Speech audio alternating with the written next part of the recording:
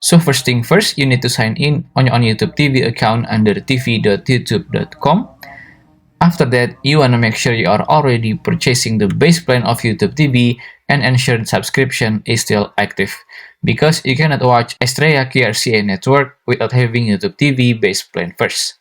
And then to buy the YouTube TV base plan on the homepage of YouTube TV, right here, you want to go to your top right of your screen, and then you want to click on the store icon.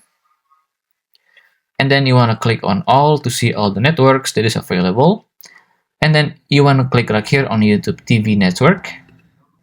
And here you want to add YouTube TV base plan to your membership by paying for $60 per month, and you can get 5-day free trial. So just click on next and then complete your purchase with your credit card, debit card, or even your PayPal.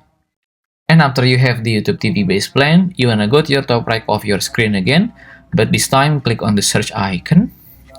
And then here you can start to search for Estrella.